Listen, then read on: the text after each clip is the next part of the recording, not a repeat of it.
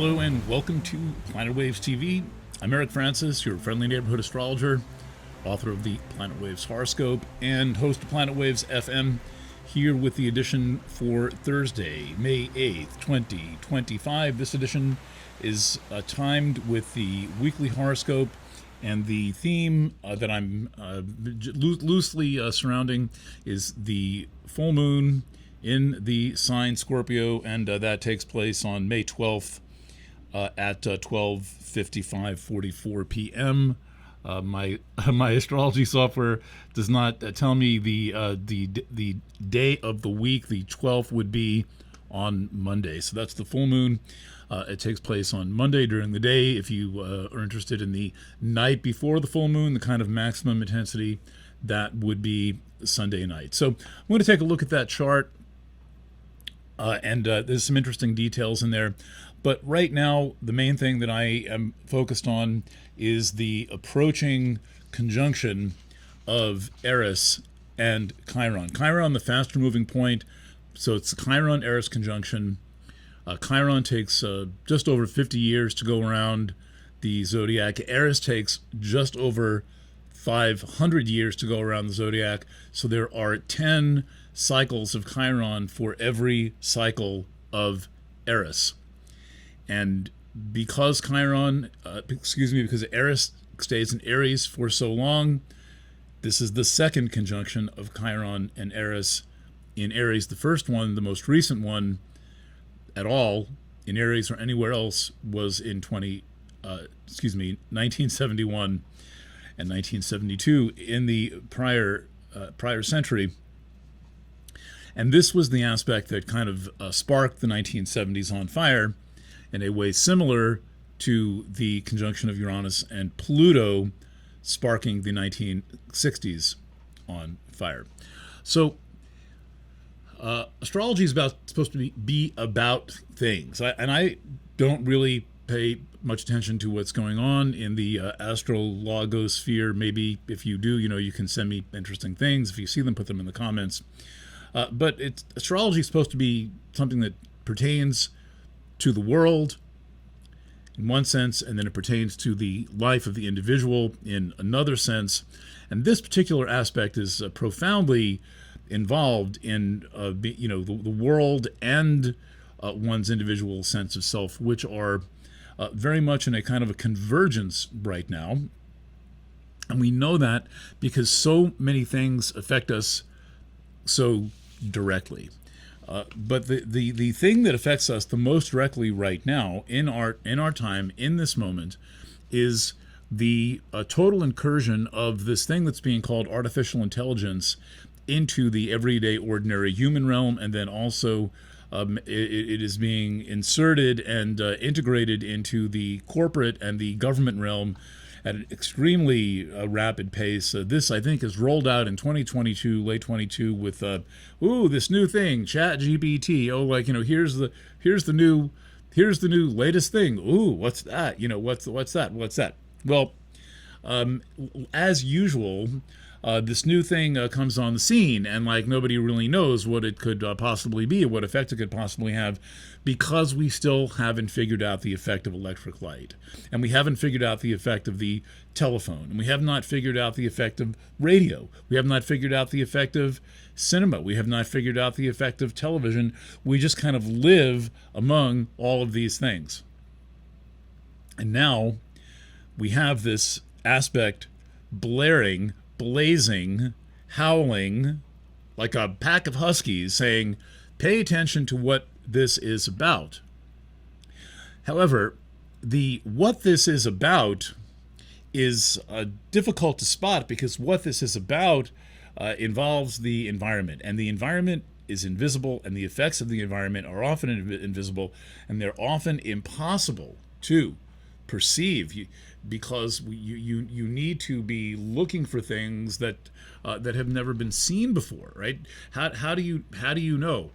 How can you measure what's going on onto the ground? You first have to have a sense that something is going on onto the ground, and then you have to have a sense of where it is and figure out what to do to be able to measure it. Okay, so Here's where astrology can be handy, but in doing both personal astrology and mundane astrology, it is vitally important to be able to have reference points. Have reference points. So first, let's take a quick look at the chart. And though this is a close-up in it, but here's the whole chart. Here's the close-up. And it's important to recognize that what I'm going to bring in a few minutes is somewhat philosophical, but it is philosophical that comes with quite a lot of documentation, because while we collectively have not figured out the effects of many different media, a philosopher named Marshall McLuhan did tremendous work on that and founds the entire field of basically the study of media environments, what you might call media ecology, but ecology really means home, and we are kind of at home amidst all of these, amidst this entire environment. I mean, it's where we live. And then his son did additional work, and then others have done what I would consider to be kind of mediocre work. And then I am introduced to Andrew McLuhan in 2016, the grandson of Marshall McLuhan, and we begin the process of, we kind of shook hands on, let's figure out the internet. This is in about 2016. And so we did a good bit of work, and we talked to Eric about this, and I interviewed Eric a few times, and slowly we began to figure out what this environment, what the effects of this media environment are. This incredibly destabilized feeling that we have, in this sense of overwhelm. But I'm going to get into the details. But first, let's look at the chart. This is the chart for the full moon, and note here that Chiron and Eris are in a very close alignment right now. They're about half a degree apart at this point, and they're growing closer. And the conjunction takes place on May 27th, coincidental with the Gemini new moon. And this, I'll be looking at the full moon chart, as you can see up here in a moment, but we're only about a little bit more than 2 weeks out from this exact alignment. It also takes place in October, and then it takes place in early 2026. So there's like most outer planet conjunctions, it's a triple header. Okay, so we see this conjunction here, but it's also noteworthy that Saturn is in very late Pisces, and Saturn is putting the squeeze on the end of Pisces, and it's about to go into Aries, and that takes place the day before the conjunction. So really the 26th and 27th of May are a watershed moment. We are in a time of very big astrology and very big changes in society, and there is a kind of an epicenter. There's a kind of a this is the moment that we are in, moment that takes place the 26th and the 27th of May, just coming up in a little over 2 weeks. It's really quite freaky. And note here also that Neptune has also recently entered Aries. I've done several major readings about this. One is called The Awakening, and then one is called Reckoning for the Faithful. And we're in the process of having a conjunction of Saturn and Neptune in Aries, and not only in Aries, on this thing called the Aries point, the first degree of Aries, which has this very special distinction of merging the individual experience with the collective experience. I used to say this point is about the personal as political. In a sense, that is still true, but I'm no longer accepting of the concept that the personal is political. I think that in some ways the political may be personal, but the personal is political is a concept invented sometime in the late 1960s and the early 1970s by people who were militantly intending to basically turn everyone's private life into some form of political property. And that is mean, that is nasty, and that is a property of the digital realm. And so when the personal is made political, you know you're in the wrong place, and it's a pretty good idea to run, not walk to somewhere that is safer. So we have this major activity in Aries going on. And Aries is the sign of self. It is the sign of I am. Now, the whole chart, of course, represents facets of self, especially a natal chart. But then there's a sign that says, okay, here's where it all begins. And it begins with being, opening your eyes and being conscious. And at some point, figuring out that there's this notion, this concept, I am. Now, I've done some research on the notion of self, the notion of self itself, and it gets very squirmy what this really is. You can't really pin it into words. But one thing that we can say for sure, or that I feel confident saying for sure, is that whatever this thing called self is, whatever this notion, this concept called self is, our experience of it changes radically as the media environments that we are enveloped and surrounded by change. And so there was a major change in the 15th century when the printing press was invented, and then suddenly people had to learn how to see, and like that's that and that's that, and essentially over the 4 centuries from the development of the printing press, consciousness, the ability to sense, the ability to perceive, and many all aspects of thought were kind of wrapped around the effect that the printed word had on people. And that effect happened no matter what the printed word was. But as it turned out, that most of that printed word turned out to be the Bible. And so all of that content of the Bible kind of went along for the ride of the printed word. And that's kind of the relationship between content and the form that the content is presented in, is that the content is it is facilitated by the media environment. And there are some forms of content in any environment that are extremely emphasized, and there are qualities of that media environment that are extremely emphasized. And in a moment, I'm going to read through an inventory of effects of the digital environment. As this video could go on for a little while, it won't go on for that long, but I want to do a real job here so that you know what I'm talking about, and you know what's on my mind, and you know what's thinking. And more than anything, speaking as an astrologer whose role is to comment on what these things are about. I mean, we're having this conjunction for the first time in 70 years. The first time that the last time that it happened in 1970, not 70 years, 71, 72. That's like kind of 60 years or something. The little bit less. Neither of these planets were discovered. Chiron's discovered in 1977, and Eris is discovered basically in, depending on how you count, 2005 or 2006, and it's announced and it's named and it's a big deal in 2007. And then there's the demotion, so-called demotion of Pluto, and the recategorization of planets, all associated with Eris.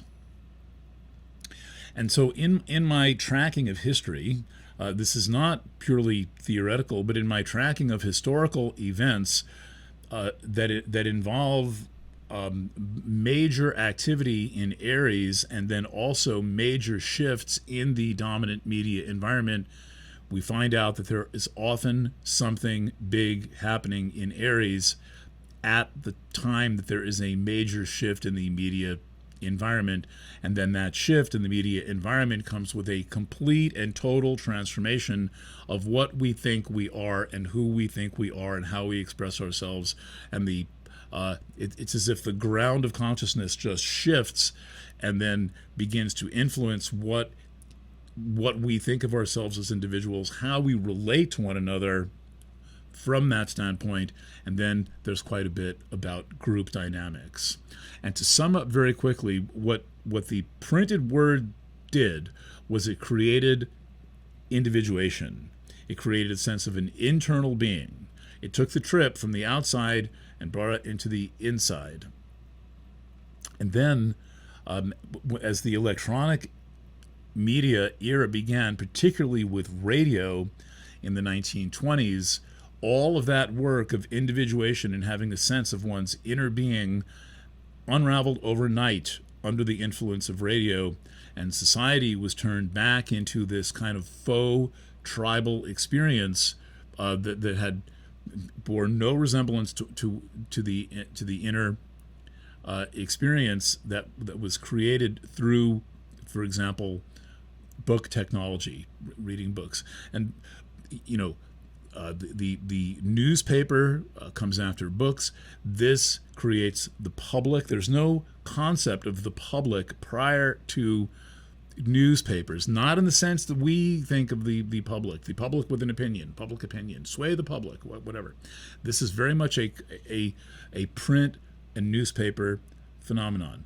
But again, all of this is unraveled in the 1920s and the 1930s under the influence of radio, and you can see effects even going back into the 19-teens when we get this vicious thing, World War I.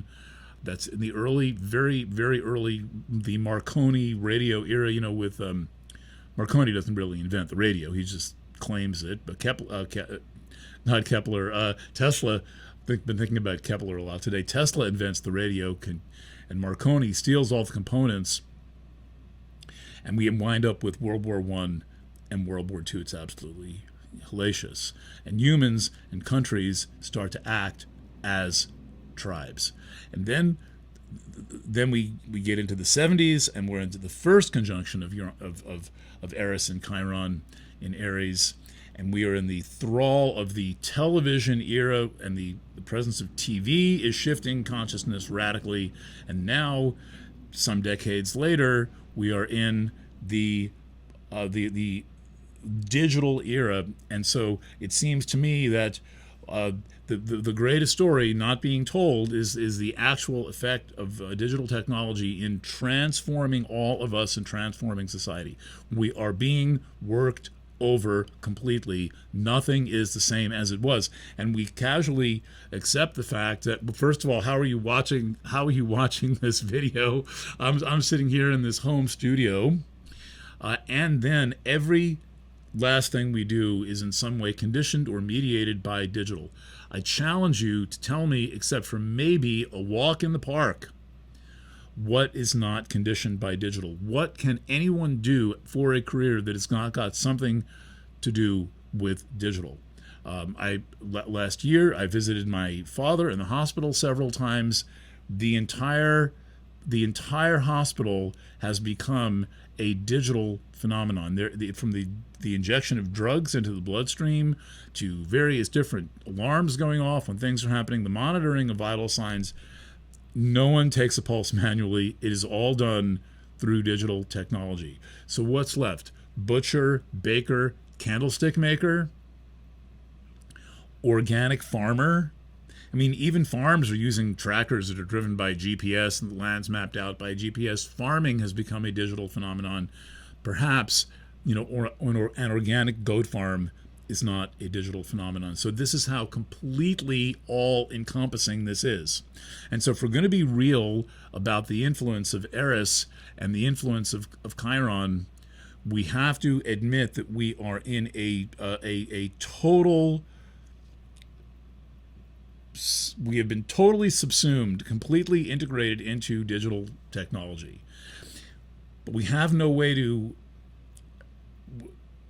First of all, many people alive today, a large portion of the population of the world, was born into this world and has no way to remember anything prior to what happened. Has the me concept. There are some artifacts of the print world, because I was very print oriented and kind of absorbed a lot of that and read a lot of books as a child, and because of my introspective and I think dominantly introverted nature, I've gotten to know myself very well. It's difficult to externalize me and for me to think of myself as an external phenomenon. Even though I'm seen that way, even though you think, oh, I must be something with this presence in the world. Well, no, I don't really experience myself that way. I experience myself inwardly and have very little concept of my image, and I realize that it's not really very accurate most of the time. As sincerely as I present myself, There's a lot of subjectivity going on in the judgments of what we see in the digital realm, and we've become very, very reactive in the digital era. Really unhealthfully reactive, volatile. Society and many individuals are a tinderbox, and this is a very difficult time to be alive. We have to deal with so much input. We were not made human beings, which we are the inheritors of 3 million years of human evolution, so I am told. We're not made to be communicating at the speed of light, which is what we do. We were made to walk across the ground at 5 or 6 miles an hour, maybe get up on a horseback and ride along the ground at between 10 and 25 miles an hour for relatively short distances, or maybe ride on the back of a camel. But that ain't very quick. If you ever taken a ride on a camel, you're not going very fast. And then all of a sudden, one day in 1846, human thought is being conveyed at the speed of light by the first telegraph transmission. So what has all of this done to us? So I want to take, in interpreting this full moon chart, and the full moon chart meaning like really everything, like the full moon, all right, whatever, but everything we're experiencing now is all part of the run-up to the conjunction of Chiron and Eris. And that's all about, in Aries, it's not that hard to put this together. It's about some coming to terms with, which is what Chiron does. Chiron wakes you up to whatever is going on. And what Chiron is waking us up to is what this digital effect is about. By the way, Eris gets into Aries right around 1929, like right at the dawn of commercial radio. It took a long time to make the transition from Pisces into Aries, but really we're talking about an epicenter of about 1920 at the dawn of commercial radio, which was the last big wave of media that had the kind of impact that we are seeing now by digital. I mean, we are in the middle of this radical takeover of humanity, and now we went from kind of the digital era into the deep fake era, but we didn't realize that deep fake was all about AI. They introduced AI as the deep fake. I'm not Morgan Freeman. Remember that? Google that. You'll see something interesting. I'm not Morgan Freeman. I'm an actor playing Morgan Freeman, but I look like Morgan Freeman. I sound exactly like Morgan Freeman, but it's AI. SARS-CoV-2, made by AI. Very interesting. Heavily involved. Pymol software and Kraken 2 software and Trinity Blast Megahit, all of this. AI. All right, so I'm going to go through this inventory of effects. I shouldn't worry so much about the time. If you're interested, you'll watch. And consider that what I'm talking about is Aries. And it's Aries at the intersection of the individual and the collective. This is what it's like. So first of all, we're living in an ocean of zeros and ones. That is the deepest level of the invisible environment. AI talks, it seems to draw pictures, it has little robots running around, and you can get a phony girlfriend for $10 a month. But at the end of the day, it's all zeros and ones. It is all computational. That's it. There's no feelings, there's no emotions, there's no hormones. Next, an effect of this is dissociating from feeling and dissociating from spontaneity. We are also, quite interestingly, and I think alarmingly, dissociating from the responsibility for analysis, thought, and the making of decisions, because they're going to convince most of us that AI makes better decisions than we can ever make, even though it has no life experience, and it's not us. It's not in the body. It's not mortal. It doesn't experience anxiety. But they're going to sell us, Bill Gates himself said this, they're going to sell us AI agents that are designed to help us sort out our priorities. That is called making decisions. And if you think you're going to have a better life because AI made your decisions. Please let me know how that goes. The sense of total instability that we are living with right now, that nothing is the same for 5 minutes. This is a pure digital effect. And things are moving damn quickly under the influence of radio and TV, but nothing like they're influencing us now. Dissociation from the passage of time, very important digital effect. We're measuring time in nanoseconds now. Nanoseconds being broadcast on all frequencies. Every one of these Wi-Fi networks is broadcasting the time constantly in nanoseconds. Sense of isolation. Thank you very much, social media. But this happened long before social media, actually. People were, email is the first social media, really, and web comments. People are starting to basically not come out of their rooms in the late 1990s.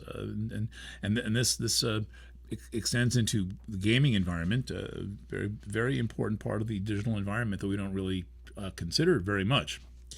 Next, tribalism. So the tribalism really hits hard with radio. And what tribalism means is the complete subjugation of the individual to the tribe. McLuhan used the term global village. That was used to describe radio. And in his commentary on radio, McLuhan says, well, it's the global village, and villages are not necessarily very friendly places. They can get very henpecky. They can get very meddlesome in people's private lives, and this is what we see. So as part of this, the entire concept of privacy is totally eviscerated.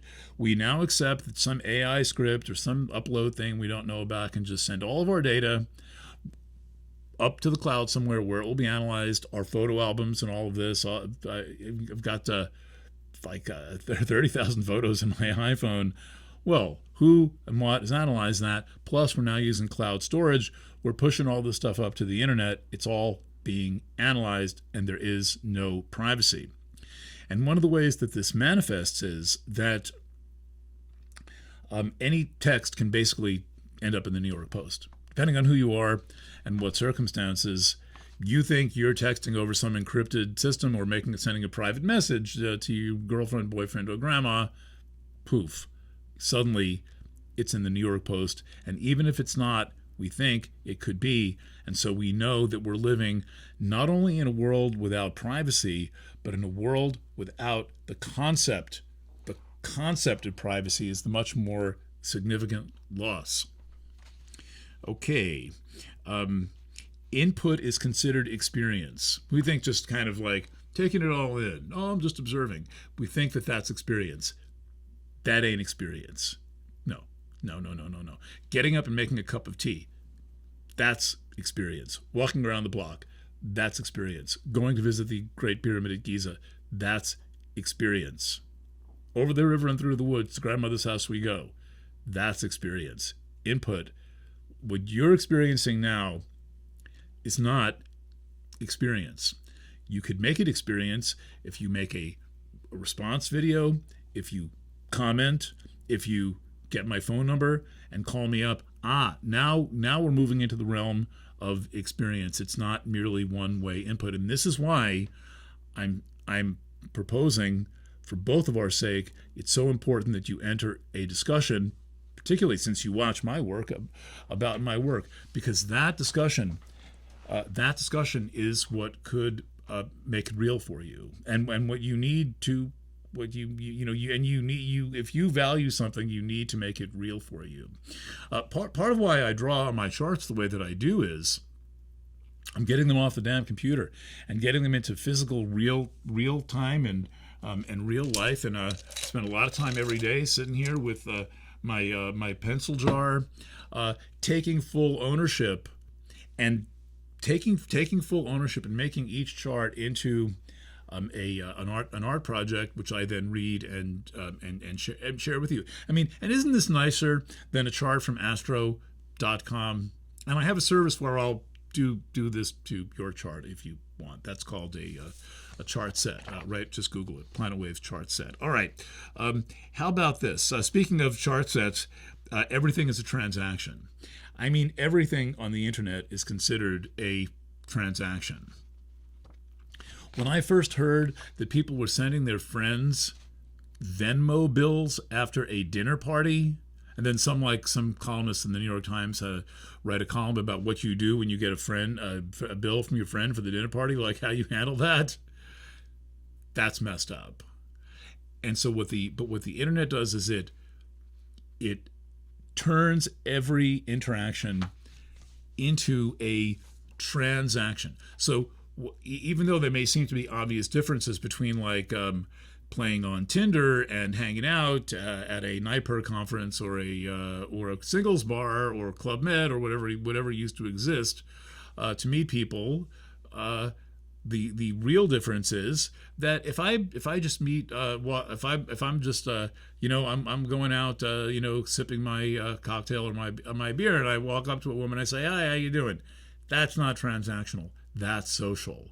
But when you take that and you translate that into the digital realm, where there's signing up for accounts and you're paying and you're swiping left and you're swiping right, that is transactional. And so it's turning all of experience into a transactional event.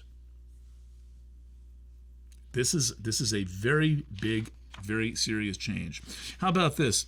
Everything is public relations. We now live in a world of PR, and we have for a long time, but now everyone is their own publicist. And it was said before, in previous times, when you meet someone, you're not meeting them, you're meeting their publicist. Only now, everyone really is their publicist, and quite a few people have publicists to run their run their social media accounts and to run their even their dating apps. The girls running the dating apps for the boys make shocking discoveries. The young women running the dating apps for their young male friends make shocking discoveries. What do you think they are? All right, sex and gender distortion. So I seem kind of manly here in this environment. We all know I'm a little bit gender bendery, but I'm a man and I'm happy being a man, except for one thing. I'm not a man in this environment. I'm a man sitting here in this room, but on your screen, I'm not a man, because there is no male, there is no female, there's no hormones, there's no chromosomes, there's no bodies in the digital realm. And part of the problem is that, first of all, we're in this incredibly destabilized state in the digital realm, and then we kind of descend back to the ordinary physical realm, having taken part of that digital transformation with us. It's a little like the counselor in Star Trek Next Generation. She doesn't like to be beamed up or beamed down. She's that I know of, the only character in the history of Star Trek who said, "I really don't like having my body turned into molecules and then being reassembled in the transporter room on the other side." One of the great characters in all of Star Trek, the counselor. I don't know her proper name, but that's how she's referred to. Okay, so then we get into, I've only got a few more here, some of them added by my friend, a young therapist named Johanna, and we've been kind of mapping this out a bit. And so what we get with all of this Aries, starting from the first Chiron-Eris conjunction in 71-72, is suddenly everything becomes about identity.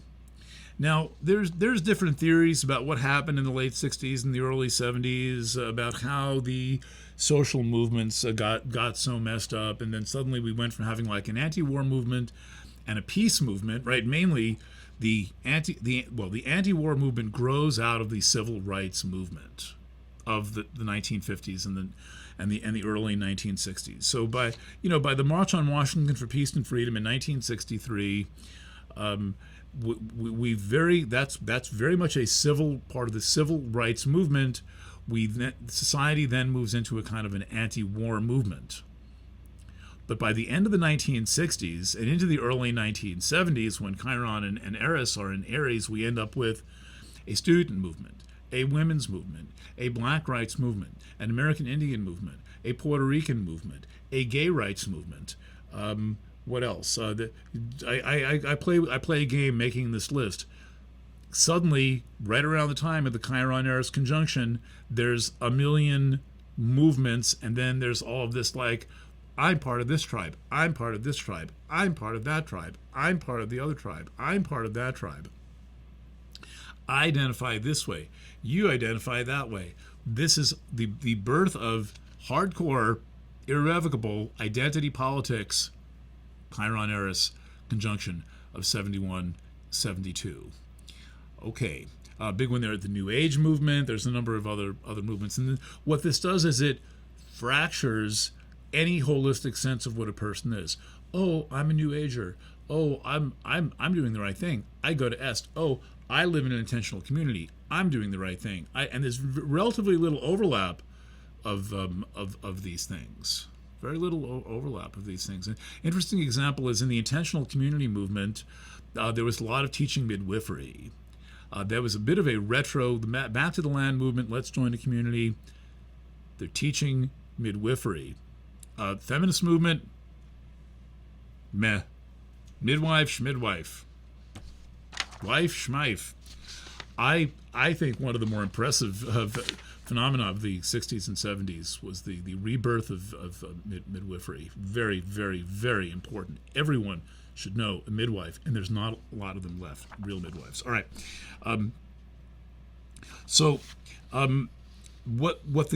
What all this identity stuff, and then the collapse of gender. I mean, this is very, very important, potentially the most important one. People are talking about a pole shift, right? We need the pole, right? Poles, like the South Pole and the North Pole, and the magnetic field, and all this stuff. Oh my God, this could be very bad if the poles move, which they're doing. The magnetic pole is moving more toward the geographic pole. I checked this. This is what's happening. For some reason, the magnetic North Pole is migrating toward geographic north. But the real polarity in humans is male and female. And in the digital realm, we are under constant, nonstop propaganda, which begins in the early 70s, like fully ramped up, that gender is a construct and sex is a construct, and you're assigned male or female at birth. You're not really male or female. It's all an idea. Nah, this is all an effect of electricity, and right now it's an effect of the electrical digital environment, and the loss of male and female, the loss of masculine and feminine is a very, very dangerous thing, because we rely on that polarity. We rely on attraction and attractiveness and of exploring one another's polarities for any pleasure at all in the human experience. And plus, sex, no matter who's doing it, is based on some form of polarity. And a lot of kinds of sex out there, but they have, in my let's say upon information and belief and experience, they all require some form of polarity. Even the sex you have with yourself requires some form of exploring inner dynamics and inner polarity. That's possibly another 45-minute thing. Don't miss my interview with Carol Queen, also appearing on the video channels. Okay, so the real chaos, I think, the social chaos, is a breakdown of sexual dynamics. This is really why we're so confused. And the breakdown of sexual dynamics is the effect of one stage of electricity seizing consciousness after the next. And now we are in a total takeover. So let me give you an example of this, of many. So I am fascinated by this movement toward AI girlfriends. They're absolutely hideous. And they are shallow. I've experimented with them a couple of times just to see what I can get them to do, not really expecting very much. I mean, there's nothing like a warm-blooded human being with a sense of humor to make dinner for. I mean, that ain't happening with your AI girlfriend. But and what is so frightening is that AI girlfriend is neither male nor female. And so this is designed at men who are isolated, lonely. They're probably targeting this at the vast incel population, the involuntarily celibate population of young men who are completely awkward around young women. They're terrified of young women. They're mystified by young women. They do not understand young women at all because they've had so little experience, but they're, let's say, original instructions and their hormones are active, and their original instructions are saying, "Okay, you're 14 or 15. Now it's time to find somebody and mate with them." Right? Everyone's getting these, but the boys are in. Well, the boys and the girls are in completely different kinds of rough shape, but they both involve the breakdown of organic, biological, natural sex and gender. And now they're talking about, well, it's being rolled out. There was a massive rollout this past weekend of honey.ai. I kept clicking every other Facebook reel, more and more honey.ai. I sampled maybe the hideous video from 15 of these or so. And the problem is that most young men today have no concept of what it means to relate to someone emotionally. And then they're going to train them on apps that are pretending to be female. You can do anything you want with me. I'll do anything you want. Well, go sign up for one and try that and see how it works. But plus, it's not female. It's not woman. So the guys are being trained. The guys have already sacrificed most of their masculinity to the chemical environment and most of their masculinity to the electronic environment. And then the chemical and the electronic environment perpetuate philosophies that demean and degrade masculinity that's coming along for the ride. The ideology is not driving this. The environment is driving this. The environment is creating this effect, and the mean philosophies are all just kind of like the frosting coming along with the cake. All right. Johanna adds, I missed these, little to no tolerance for frustration or boredom. Yeah, huh? I would note that till fairly recently, really till the advent of radio, there was, and even well into the advent of radio, there was this question of like what to do at night. Like humans are done with work, okay? Boredom, tremendous boredom. People sitting out on the stoop playing cards till all hours of the night to deal with the boredom of existence in urbanized, industrialized society. The rural people had a lot to do. It takes a lot of work to take care of a farm. But in urban society, what to do? What to do? Idle hands. Okay, the external projection onto the screen and replacing contact with the imaginal input is not experience. And I would clarify that the imaginal doesn't require much imagination. In fact, what's happening is that the imaginal is being replaced by like autoplay. And porn is particularly pernicious in this sense, in that we should have an original sexual imagination, but now this is being replaced by these cheesy 5-minute videos. It's absolutely, I think, speaking as your friendly neighborhood human being, horrible. The externalizing of agency and responsibility. Yeah, the externalizing of agency and responsibility. Well, talk about AI 101. Leaving AI to making your decisions, saying, well, I know I read that on the internet. I did what I was told by the internet. I asked the internet, and that's the answer I got. Meaning and quality objectified into spectacle and valued in quantitative terms. Not, well, I think you're a very nice person. I find you attractive. Let's have a picnic. That's not objectified, and that is not quantitative. But now, you put your picture up, and then how many upvotes did you get? How many likes did you get? That's quantitative, and that's transactional. And that's also externalizing something that should not be externalized. And then, you could add to this the entire digital realm is basically seizing the territory of the emotional realm. All right. That is what we're going through.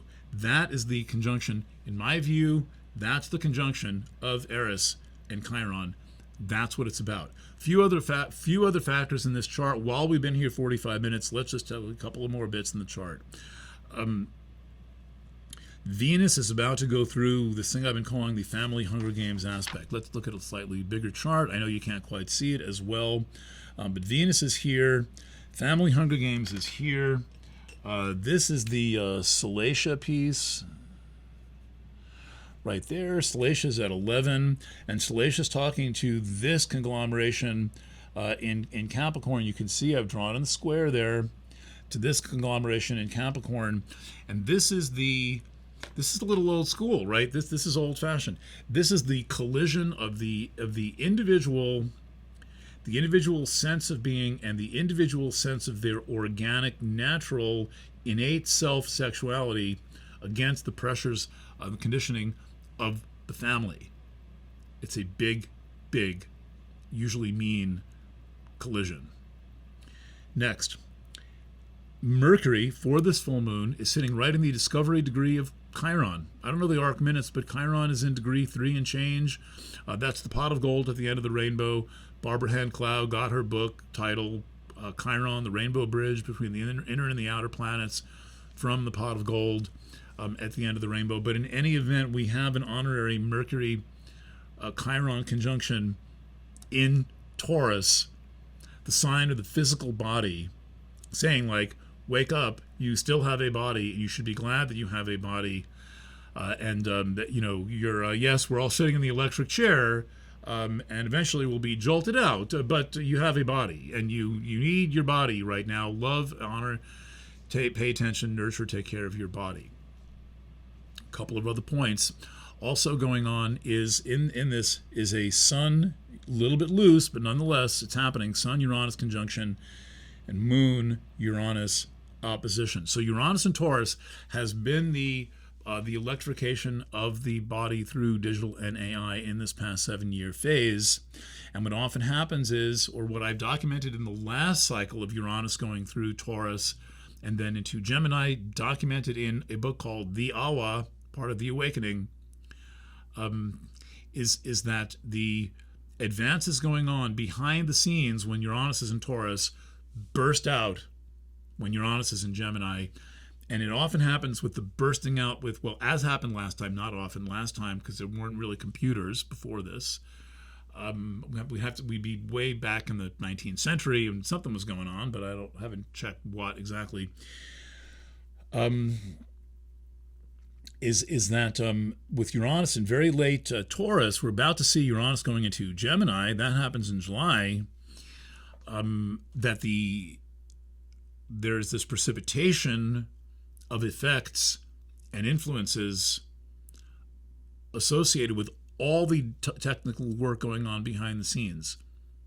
Boom.